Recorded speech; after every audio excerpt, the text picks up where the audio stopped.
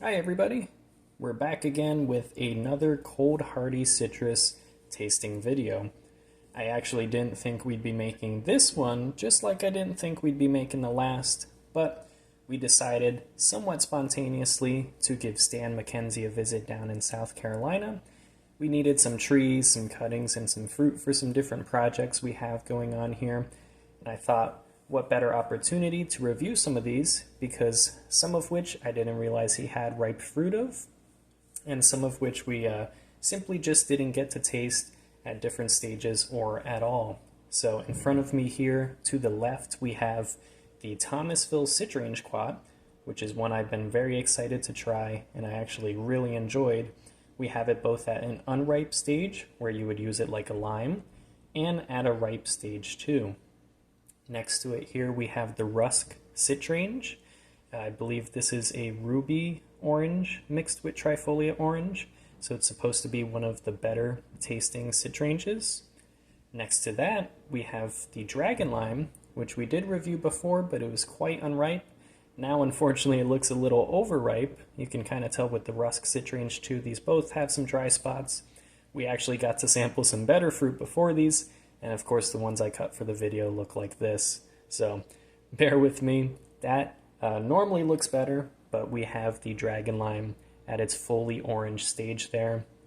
And probably well, maybe not my favorite of the bunch, but right next to Thomasville here, we have the Taiwanica Lemon Nancho Dai Sour Orange here. That's a really nice one too. What we don't have in front of me here are the 10 Degree Tangerine and the Swingle, both of which we did review and leave notes on. So if you want to check out, in the description I will link the same Google Sheet and keep updating it with all these different fruit profiles. And I will update you guys and let you know that I'm working on a scoring system, as suggested in the comments in one of the last videos, to improve how we quantify and qualify some of the data we're collecting here in these taste tests. So that's something to look forward to. We will have a scale where all the fruit are rated on, but just for now, we'll continue sharing the same notes that we've been doing. I'll start with the two that we don't have in front here, the 10 Degree Tangerine and the Swingle. Unfortunately, I don't even have a written profile for the 10 Degree Tangerine because we tried that at Stan McKenzie's, and that was really good. That's all I can say about it. It tastes exactly like what it is. It's a mix between some sort of mandarin or tangerine and a yuzu. And man, you get the aroma of the yuzu, you get the taste of the tangerine and lemonade, and it honestly tastes like a mix between the two. In my opinion, it might even be a better yuzu for eating purposes. Having a yuzu and a 10 Degree Tangerine could give you the best of both worlds of sweet and tart and very sour too. But the 10 Degree Tangerine is a very, very good fruit, in my opinion. It's got the best of both worlds. Now, the Swingle Citramelo, we do have some notes on, so I'll share those with you. On average, those were coming in at 200 grams, which is a little smaller than some of the other Citramelos, but it could have also just been the sample size that we had. I've seen some bigger ones. And I want to mention, too, previously we had a profile on Citradia, which is trifoliate orange and sour orange mixed together, but now I'm having suspicions, after seeing Swingle more in person, that Citradia, at least locally here, how it was identified is actually a Swingle instead. So a little controversy there, but basically the Swingle did have some large seeds in it, not a whole lot, and in some cases there was completely just aborted seeds in them. The taste had kind of like a lemon and trifoliate orange mix. It wasn't too bad. Some people describe it as kind of like a salty lemon, but I think at the stage of ripeness we had it kind of similar to the Dunstan and other Citramelos. The trifoliate just takes over. So I do want to try Swingle when it's less ripe, because I think it's a phenomenon with some trifoliate hybrids that they taste better less ripe. The Citremon was the same thing. It tasted more like a lemon when it was less ripe. The smell of the Citramelo, the Swingle, kind of like similar to a trifoliate orange, a mix of orange and conifer and floral aromas. Interesting, but also a little weird. It was highly juicy, highly acidic, medium high in bitterness, and sweetness was actually kind of medium. We didn't mind eating this out of hands too bad. It was almost like an improved trifoliate orange, which isn't bad at all considering it's fairly cold hardy as well. Brix came in at 11.5, which is one of the higher ones too, so that might explain some of the edibility there. Its uses, I do think, just like a trifoliate orange, it could be used for juice, preserves, liquor, and when we made a citrusade out of it, it was actually pretty good. It tasted like lemon trifoliate, and it had like a slight mandarin taste to it, which was pretty interesting that it came out in the citrusade. So we really like the Swingle Citramello. It's interesting, and I think it has potential to be better if we try it at a different time of year. Next one, perhaps maybe we'll go in order of worst to best in front of us here. Dragon Lime here. I already shared notes on this one, and I didn't change them too much after this taste test. If anything, as it ripened, it just became more orange-like. We'll get that focus there. So you can see everything kind of oranged up in there. It's not green all the way through like it was before. Size is a little bit bigger. I guess these are kind of an improved trifoliate, but not really at the same time. They're much more bitter. Unfortunately, as cool as this plant looks, I really want to give it a chance, and I'm going to grow it out and see if the fruit get any better, but even at this stage, perhaps a little overripe, it still has a strong bitter note at the ends that we can't get past. Otherwise, when this is green, it does taste a lot like a lime. And when it's orange, it tastes a lot like an orange. You actually get a surprising bit of sweetness in this when it's ripe. But otherwise, that bitterness is just hard to get past, so that's been holding the Dragon Lime back here. We'll go into the next one here, which is the Rusk Citrange. And you can see at least the better half here. It was fairly juicy, light yellow in color. And this one has an interesting profile overall because the Rusk Citrange, it has a lot of orange taste and aroma, but it does have some things that kind of hold it back, similar to the Dragon Lime. But we'll get into it here. These came in at about 75 grams on average. There was some medium seeds in there. The overall quality, kind of similar to the Dragon Lime, is still somewhat poor.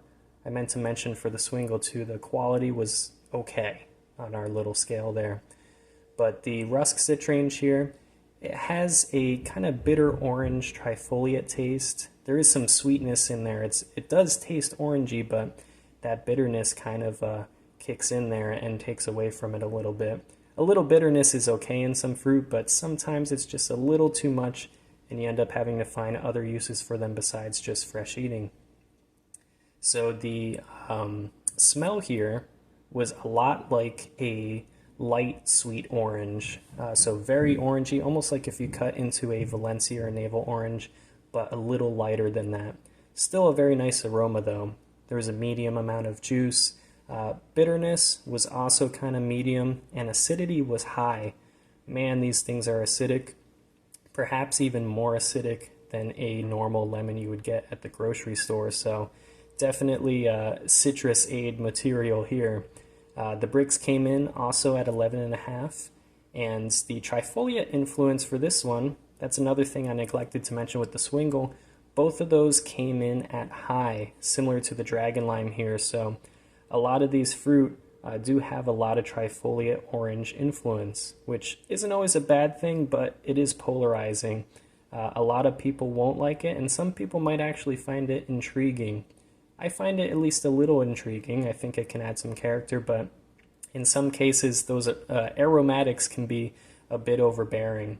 But I do think that this fruit, compared to the Troyer Citrange, is an improvement. If I were to grow a Citrange, I would rather grow the Rusk than the Troyer out of the two. I think this one just has more uses, mostly as a juicing fruit. If you juice this and make a citrusade out of it, it is sweet and slightly bitter, but very orangey too. So it's kind of like an orange aid, but with a good bit of tartness there. So not a bad fruit. I've actually seen these look better too when grown in California, when I've seen images of this in perhaps other states, but this is what one looks like grown in South Carolina. Not a bad fruit. Again, also an improvement over trifoliate orange, but not amazing either. We have some much better fruit on here. Let's get into the good stuff now. We have the Thomasville Citrange quat. Now look at those. I gotta say that green one looks very lime-like. Flavor-wise, it was also pretty lime-like, almost like a little key limey. It's not a perfect lime substitute, but it was surprisingly similar given the genetics of this fruit being kumquat, trifoliate orange, and sweet orange, which you definitely get in the ripe version here. Man, I gotta say, this is actually one of our favorite fruit, not even considering just cold hardy citrus and trifoliate orange hybrids, but just citrus in general. This one was really good. So whatever you've heard about Thomasville Citrange quat, I think there's some mixed information because the seeds don't always come true. So some people might have some Thomasvilles that make some subpar fruit, but the name variety, Thomasville Citrange quat, is a very high quality fruit. Ripe, these were coming in at 55 grams with a few medium seeds in there, and the taste is somewhere between like a kumquat and a sweet lemon. Very, very good. The aroma was a lot like, I should say exactly like a navel orange. So if you cut into a navel orange and you smelled this side by side, they smell exactly the same. And you kind of get some of those aromatics when you're eating this too. You get that kumquat and sweet lemon, and then you get the aromatics of the navel orange. It's a really interesting eating experience. And I think some of the navel orange also comes out in eating the rind. You get a little more of kumquat and orange in that, and a little more lemon in the flesh. So it's a really good fruit. Medium acidity, medium low bitterness. There really wasn't too much bitterness there. I'm sorry, actually, medium low acidity, low bitterness. So it was moderately acidic and not very bitter at all. There's just a little bit, kind of like, that may come from the orange too in the rinds there. Not so much in the flesh, just in the rinds, but the rind is actually sweet enough where it makes up for that entirely. This also came in at 11.5 for the bricks there. So we had a lot of 11.5s here. But yeah, trifoliate influence, I gotta say, is actually none, which is surprising considering it's still a significant part of the lineage of this fruit here. So this is the only fruit with trifoliate orange in it where I didn't taste its influence at all. So that's a first. We're probably going to be growing a lot of these here. I think this one's very valuable considering it's supposedly hardy down to 5 degrees, maybe even lower, and that's somewhat been proven too in a lot of growers' experiences. This is a very hardy plant. So I think it has a lot of uses considering that the unripe stage can be used like a lime. This fruit can ripen kind of late, so in some places you might only get the unripe stage, but still very useful for limeade or for cooking.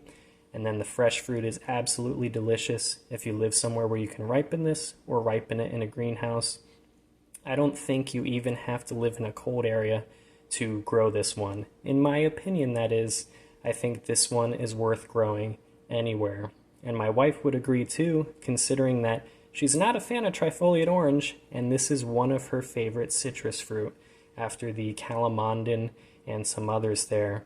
So very surprised by that. That even took me by surprise. So we can't say enough good things about these.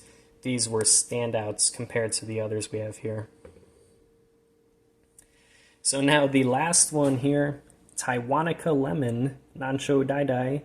Very cool name there. Taiwanica Lemon, I do think, is a very fitting name, considering that this is actually a sour orange, but when it comes to the smell and the taste, that's where you get the lemon. You can even see the flesh looks pretty orangey there. The skin itself, at least at this stage, kind of in between some green, yellow, and orange there, but it does look a little more sour orangey, but man, this one's actually really good. And makes an excellent lemon substitute. Not just an okay one, not just a Swingle lemon substitute, which is okay as a lemon substitute. This is really good. I think in some cases it could take the place of lemons and do a better job I'm also a fan of Meyer lemons for that as well. They just bring some different elements and some different aromatics that can be very interesting, but the Taiwanica lemon here, on average, these were coming in at a 150 grams. They have many large seeds in there. You can see they're almost the size of like a grapefruit seed. So they're pretty big in there, but the quality of the fruit is excellent. This is something you could buy in the grocery store. No one would question seeing this. The fresh fruit themselves whole, they just look great. The taste is very lemon-like. That's the best way we could describe it. It's just maybe like a complex floral lemon. Really good, and the smell reminds me a lot actually of pomelo, and we did grab a fresh pomelo from Stan, and they smelled very similar to each other, but it also has some lemon and orange in there too. So very interesting, complex smell, highly juicy, highly acidic, and actually no bitterness. So that's another big win for that. Obviously, the trifoliate influence is non-existent because this is not a trifoliate hybrid. Considering it's rated anywhere between 5 to 10 degrees in terms of cold hardiness as a plant, that's really impressive altogether to still taste that good. The sweetness is pretty low, but not non-existent. So that does make a difference, and the Brix comes in at 10 for this fruit. So we use, we made a really good lemonade out of that. You could also use it for culinary purposes in place of a lemon, preserves, liquor. This might even make a really interesting limoncello, so that's probably something for us to try in the future. But as a lemonade, it had a very sweet and complex lemon taste. So that was a very interesting fruit. Between all of these here, I gotta say I was really a fan and leaning towards the Thomasville and the Taiwanica here. I mean, these are two where if they're even marginal in your area and you can protect these, they are far worth growing over a lot of these others. Rusk and Dragon Lime, I've heard good things said about them. I don't think they're bad. I think they have potential as fruits, but I do think there's better, and some of these fruit have just impressed me on the first try, so that's something we have to take into account as well. So that's what we have to say about these fruit. This is probably the last cold hardy citrus tasting. I might have said that before, but I think this is actually the last one. And we're getting some cold weather now, so I'm sure in a lot of areas this is a good time of year to kind of put some of these varieties to test. I will give you guys a little update that we're planning on releasing a lot of new varieties for our small nursery that we have going. So we're going to be growing a lot of cold hardy citrus seeds and growing those plants to sell to you guys, and of course anyone else who's interested. So I'm going to be linking the website where we have nursery updates and plants for sale and other resources and photos so you can take a look. I always find it interesting to see other pages and other nurseries and different things that like relating to cold hardy citrus, since there's not a whole lot of it. So hopefully we can make a little impact there. So be sure to check out the description then. Hopefully you guys enjoyed the video and you got something out of this, and I will see you next time with some more exciting things. So stay tuned. Bye bye.